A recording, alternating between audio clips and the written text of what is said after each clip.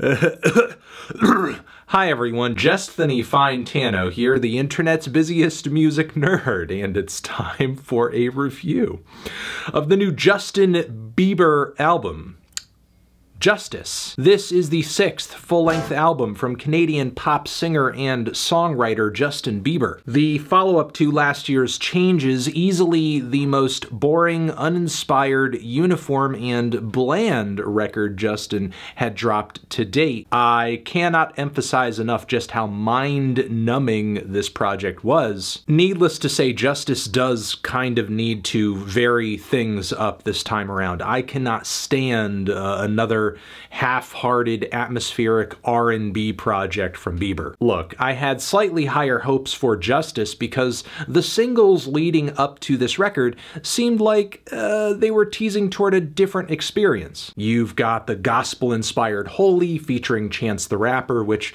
does feature one of Chance's worst verses in recent years. I mean, goddamn, that Joe Pesci line is awful. Still though, I like the instrumental on that one. The gospel-inspired chorus vocals are quite nice. The groovy and smooth Peaches featuring Daniel Caesar and also Giveon, both of whom give two of the best vocal performances on the entire LP. There was also Hold On, which was an 80s inspired jam. I could also make the argument that this is maybe one of Justin's more versatile projects, most confessional as well, especially considering the bare closer on this thing, which is mostly Justin's voice and electric piano. Lyrically, he goes over the trials and tribulations of growing up in the public eye, feeling not only like he's been under a microscope his entire life, but isolated as well. But look, if you came into this review looking for compliments and compliments and compliments on this record, that's about all I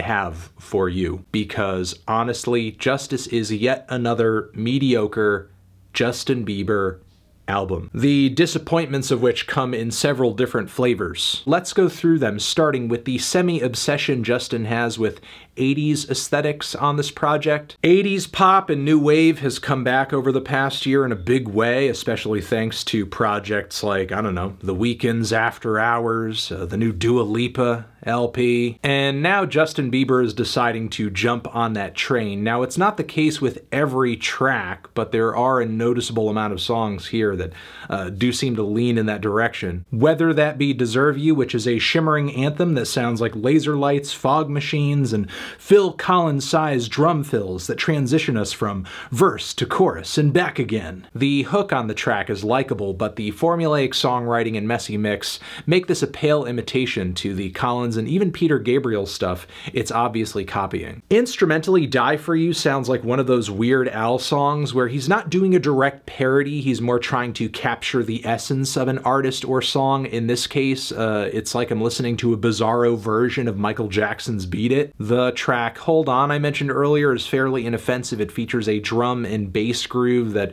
maybe you could catch in the background of an old school Police single. I mean, it's fine, I guess. Ultimately, what's distracting about the track is that so many of the vocal lines sound like they were lifted from that Gautier song. You didn't have to cut me off.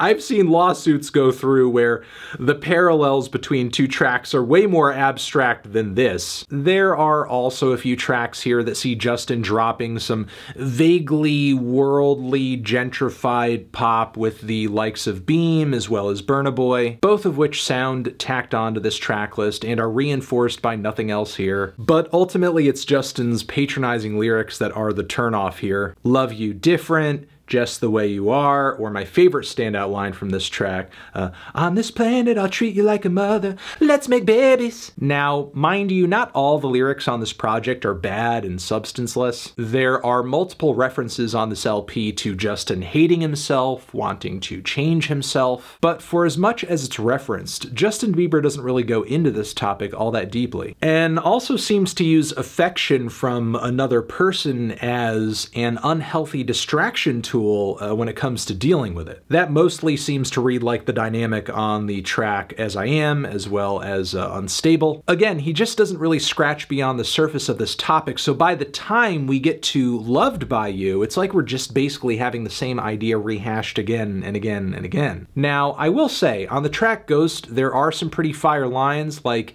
if I can't be close to you, I'll settle for the ghost of you. But it's a shame that the instrumental on this track is so clunky and awkward and sequenced. It sounds like what Ben Gibbard hears undoubtedly in the dreams that he has when he gets back together with Jimmy and they make another Postal Service record, and it's terrible. Now, in beginning to close this review up, let me address maybe the grossest thing about this record that has been mentioned in media across the internet, and that is the Martin Luther King Jr. samples. Yes, you did hear me correctly. There are a few points on this record where Justin Bieber samples the voice of the late, the great Martin Luther King Jr., which is something in concept I don't really disagree with. I like the guy and his message, obviously, but it's pretty clear once this record is over that these samples aren't really about MLK's message. It's more about making MLK's words about Justin and this album. Take the opening track, for example, that kicks off with MLK saying,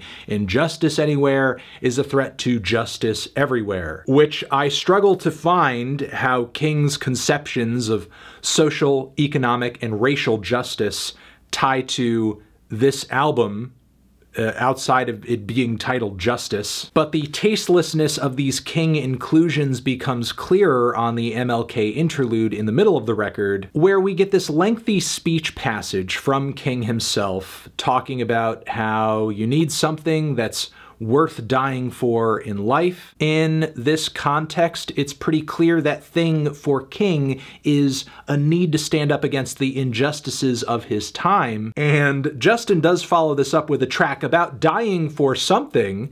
What is that thing that he's dying for?